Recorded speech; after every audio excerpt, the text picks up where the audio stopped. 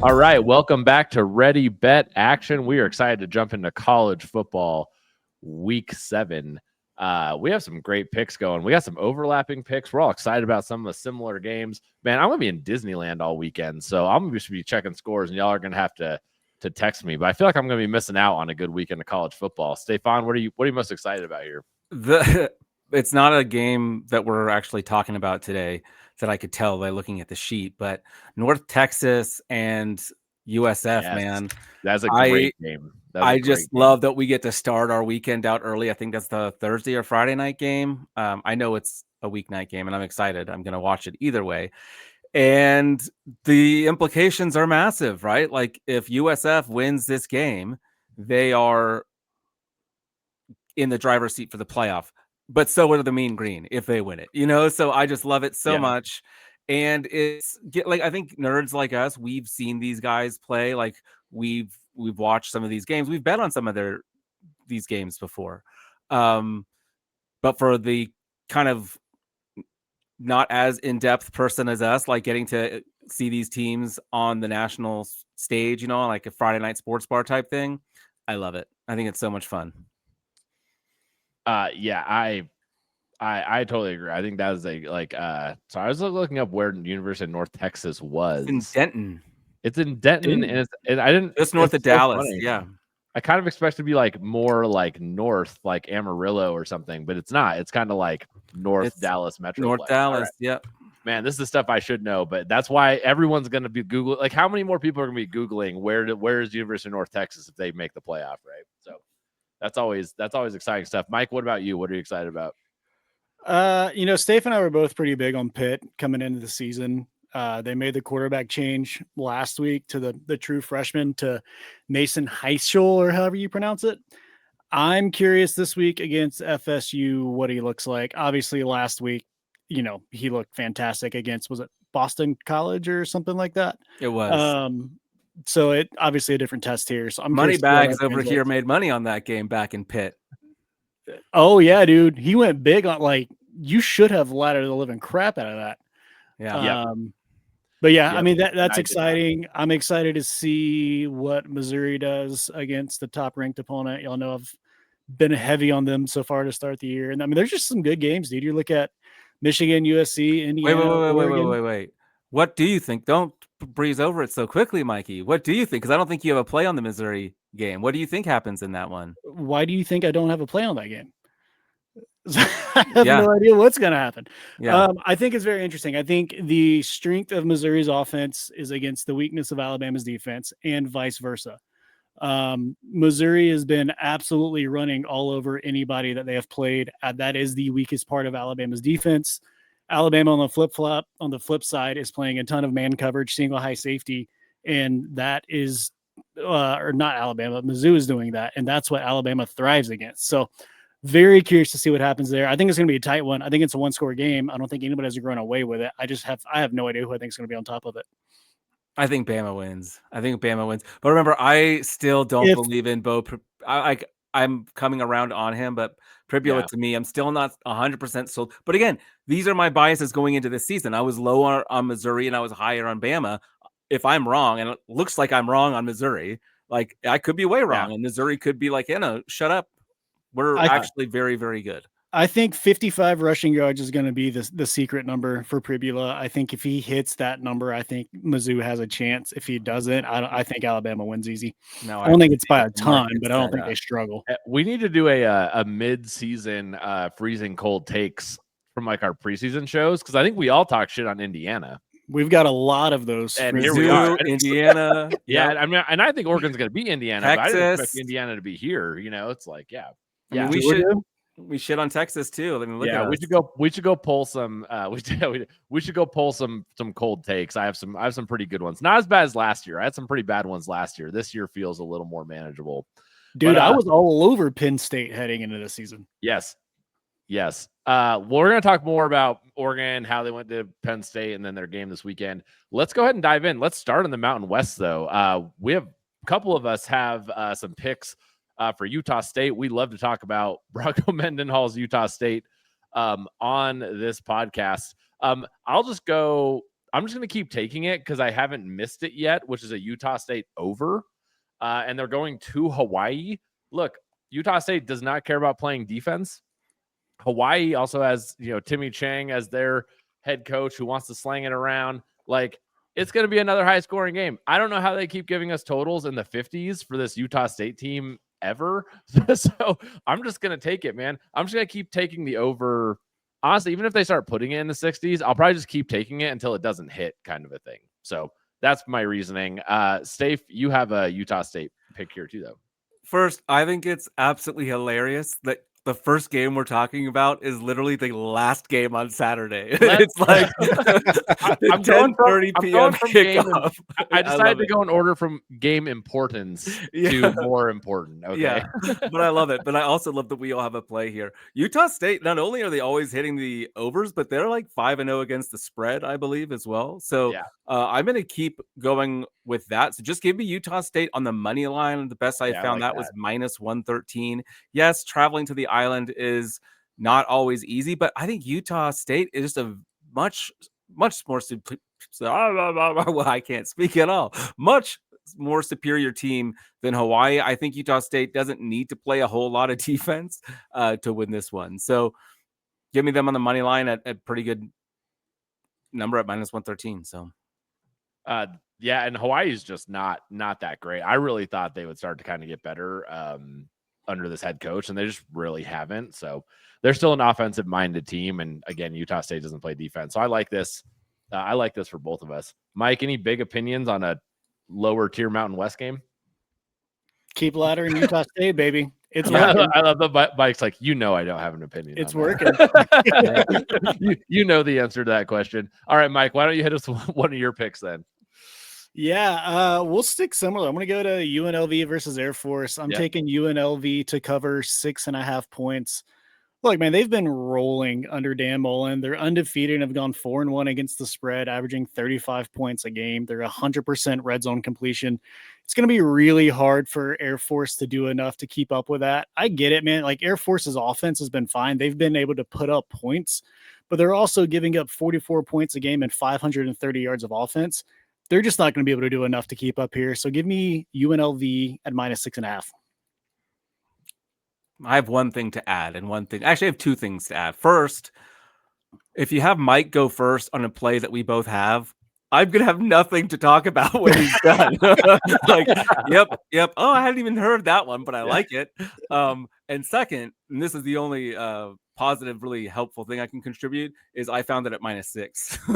So where can I just make that my official play now? Yep, -118, -6. Again, I checked the numbers right before we hit record, so I probably just got an updated number. But yeah, UNLV -6 for all the reasons that Mike said. Yeah, we'll keep it at we'll keep it at 6. I think that makes a lot of sense. Let's move over to, let's see what makes sense here. I think we're kind of done with our Mountain West picks here. Let's move on to the Big 12. Y'all, I think Stefan has a BYU Arizona play. Is that correct? Yeah. So BYU is going to Arizona. We have weather in the forecast as the remnants of probably tropical storm now. Even if that doesn't play a huge impact on the game, Arizona is 4-0 to the under at home this year. Meanwhile, BYU is 2-0 to the under on the road. So that's a 6-0 right there by my calculations. 48.5 is just too high. I think we know what BYU wants to do. They want to control the game. They want to play solid defense.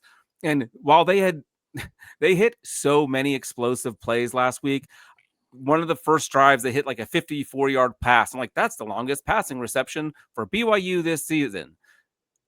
Like 2 drives later, they hit a 72-yarder. And then the next drive, it's an 86-yarder. So up until that point, their offense had not been as explosive. I think Arizona's defense will be able to slow them down. BYU will play a bit more conservative, and this number just ends up being a bit too high. I could see us sweating this one a little bit, but under 48.5 is going to be a best bet for me this weekend. Yeah, no, I like that. BYU's gotten the advantage of playing some bad Big 12 defenses like Colorado. So I mean, That they is. haven't played a single team over 500 this year. Yeah, That's yeah. The only because they team they keep played at beating them. 500 at East Carolina. See what Okay. happens when you play BYU. You don't just lose that week; you lose the week after too, because you got beat up so bad. BYU's tough, man. We can't have pro BYU talking for a moment. No, Get out the way. I will quit next week. Well, let's move over. I think it'll make sense. Let's move over to the ACC. We're coming back, man. Mike, you're dipping your toe back in with Clemson. I have given up on betting on this team, but I mean, they are playing a horrendous team. So please tell us more about it. Steph, you're also on this one. I stole your reason. Yeah. Right. We have both want to run it. Yeah. on this one. I just think Dabo he's a better coach than I think he's getting credit for right now. Coming off of a bye week, they seem to put a few things together against North Carolina. They still can't run the ball. That's okay because Boston College can't defend the run. They can't pass block, and that's okay because Boston College can't pass rush. I don't think they're going to need to do a ton here. Boston College defensive lean has been a disaster. They gave up 42 to Michigan State. They lost to Stanford, giving up 30. Traveling Coast. Cal was the other big one they lost to. So I just don't think Boston College is going to have enough. I think Dabo is actually going to coach his team up a little bit, keep them rolling, and I think they just continue to progress and get a little bit better and better. I hate it. I just don't enjoy rooting for Clemson, so I have to this week. But I'm just betting on Dabo to actually put his talent together, and he's still loaded on both sides of the football. They've just got to play better. And that's where your coaching comes into play. And I think he's too good of a coach to not beat Boston College by at least 14 points. Yeah, this feels like a trap play to me. Like they want us to take Clemson here because they know something we don't. But I don't care. I'm still taking Clemson minus 13.5. I think like what Mike was talking about, you talk about one of the reasons Clemson has struggled this year is because they don't dip into the transfer portal, right? Like they are all about a certain way of doing things at Clemson. And part of that, I believe, is that this team is not going to quit on Dabo. They're going to keep playing until the end of the year, even if they pick up a bunch of losses along the way. This team, in my opinion, will not quit. If you give me a Clemson team that is giving 100% effort against a Boston College team, I'm going to take Clemson at minus 13.5. We've seen what Clemson likes to do when they get up on a team and they know they can put them away. Dabo has no problem running up the score. He has no problem putting 52 up against this Boston College team. Am I calling for that? No. Yes, I am. 52-0. Let's go. Exact score. No. Just give me Clemson minus 13.5. This would be like, there's two plays I really, really like this week that I would ladder. This is one of them. Nice. Love that. Let's keep it rolling. Let's move over. I'm saving the Red River game for last. It's kind of probably the biggest. It's not the biggest game we're talking about. Let's save Oregon for last. Let's go ahead and talk about that Red River rivalry and the pick that Stafe, I believe you have. Nope. Oh, no, Mike has on it. Dang, I was getting the order wrong. I knew it. Mike, tell us about this. I totally agree with this play, by the way. It's tough because it's an incredibly low number, but I'm taking the under 43.5, but there's a caveat. Nobody knows if Moneyline Mateer is playing right now. If it is announced that he is playing, this number is going up. So I'm going to wait until that is announced, and then we'll make the play then. Even if Moneyline Mateer starts, the surgery was on his throwing hand. They're not going to try and come out and sling the ball all over the place. They're going to try and run the football. Texas has obviously struggled all season. Arch got sacked 6 times. They're getting absolutely destroyed in the trenches by better teams. Oklahoma has the 9th best pass rush team in the country right now. I don't think, no matter what happens, Texas isn't going to be able to do enough to actually throw the ball and run the score up against that Oklahoma defensive line. Oklahoma's not going to be able to score if Moneyline Mateer plays. They're going to have Michael Hawkins Jr. back there, and they're just going to try and run the ball over and over again. But Texas' best part of their defense is against the run. So I don't think there's a recipe here that calls for a lot of points. So I'm going to go and just take the under 43.5 if it stays here.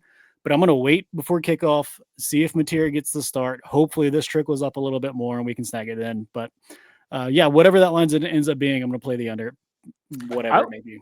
I like playing the total on this because it's such a weird game. Like there's just years in this series where like the team that has no business winning wins this game. Oh So, yeah. like, Oh, I yeah. love playing a total instead of trying to figure out who's going to do that. So, Just a question about waiting on the line. What if the line, because what I've heard is that this line is assuming that Mateer does play. So Oh, that is that? that's what I've heard. So my fear would be that if there's a switch, you might see that number drop to 41.5. Then I would go ahead and snag it. I assumed this was assuming he wasn't playing. Well, I mean, who knows if I'm right? Well, Like, I don't know. That's just what I heard Venables on a announced podcast earlier somewhere. this week he was preparing for him to be out, and I believe Yeah. this line opened at 56, so it's already dropped 13 points. That was my assumption of why Yeah. it was taken into account. He's not. So I think don't know.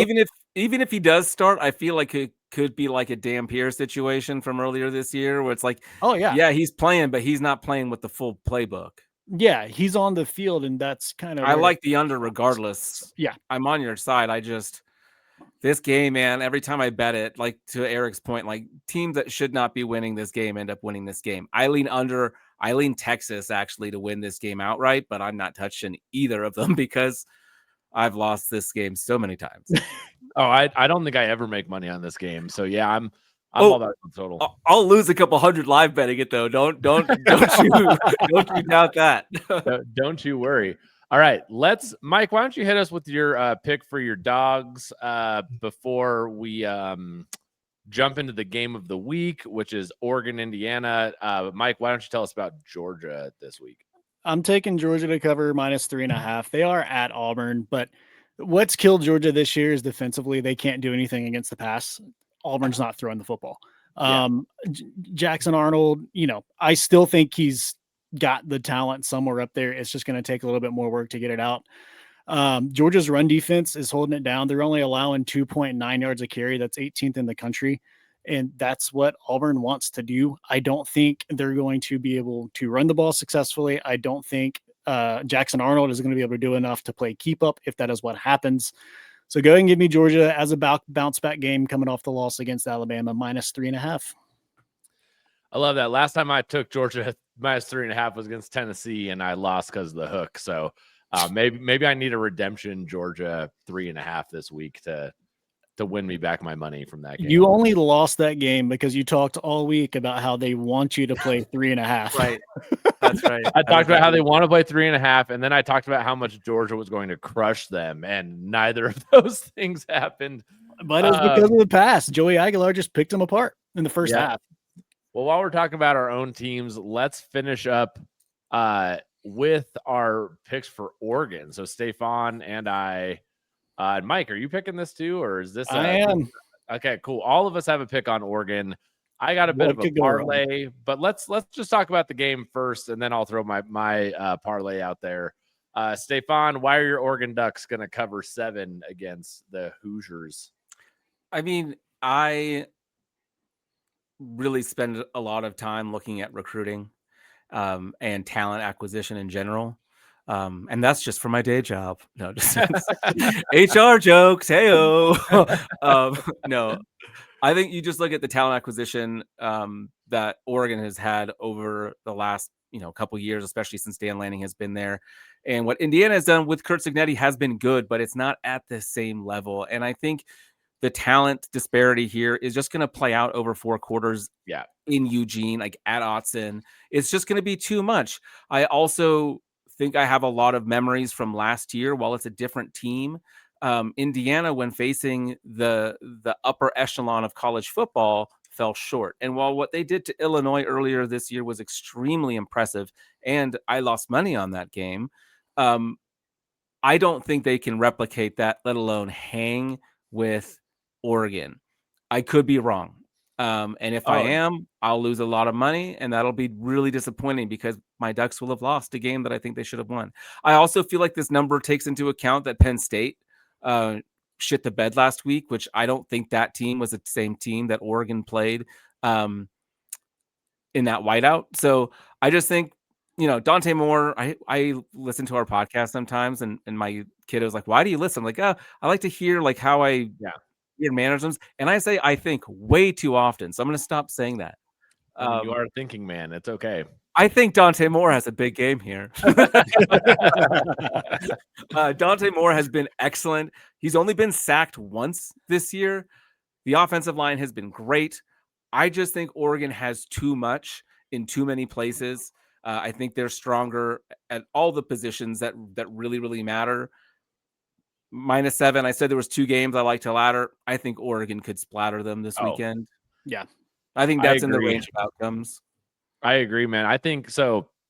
My take on the game and would be both teams are coming off a bye, but I'm still on this like 2 time zone thing. Indiana's coming 2 time zones. I think Oregon coming off a bye cancels them coming off a bye. Like, what a bad break. I mean, Indiana fans, like, if you were coming off a bye and Oregon wasn't, and there was like some kind of advantage there, I think like you'd kind of have something to look forward to. But like, I just don't see it, man. I don't see Indiana going up. Like Cignetti did this last year, got to the playoff and just got like smashed. And that's the type of caliber. Like, I think Oregon is the best team in college football right now.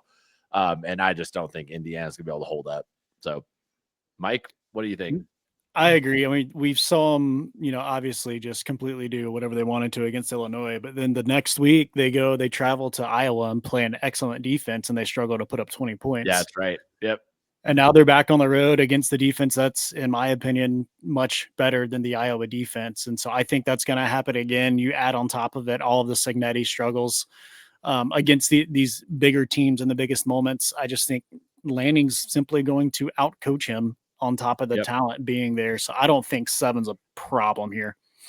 Well, I got to give you a money line parlay. Y'all are on the -7. I'm going to give you a money line parlay here. Give me Oregon to win straight up, and then give me San Diego State to win as well. San Diego State's going to Nevada. Nevada is very bad at football.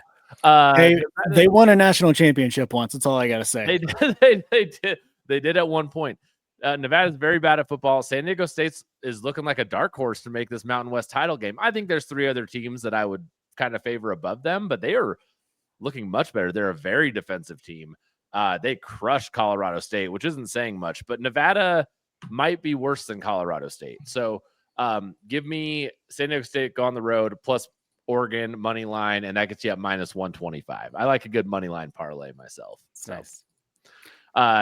To be clear, before anybody blows us up about how Nevada hasn't won a national championship, we're talking about our Xbox dynasty here, guys. It's okay. We're gonna get a bunch of comments like, "What are you talking about, Nevada?" It's like, no, the real ones, no, man. Multiple national titles in NCAA 2025. Awesome. That is it. That's all we have. Hey, before we run this down, don't forget to follow us on Instagram and YouTube. We're also on RotoViz now. So for especially fantasy football, for like NFL and those type of things, go over there. We're excited to partner with them this year. You might be listening to us on RotoViz already. If so, go check us out on those other channels. We'd be excited to talk to you over there. So let's go ahead and run it down. I will start. I'm going to take the Utah State Hawaii game over 57.5. And then I have a money line parlay of Oregon to win and San Diego State to win. So you're going to smash those things together. Stefan, what do you got? I'm on Clemson -13.5 at Boston College. I'm on UNLV at home versus Air Force -6. We're going to take Indiana at Oregon -7. We're going to take the under in BYU, Arizona 48.5. And then we're going to take Utah State on the money line, traveling to Hawaii at -113. I've got Georgia -3.5 at Auburn, UNLV -6 versus Air Force. The Red River rivalry, Oklahoma at Texas under 43.5 points. Clemson -13.5 against Boston College. And then also Indiana versus Oregon, taking Oregon -7. Awesome. That is it for college football. We will see you over at the NFL episodes, and we will see y'all later.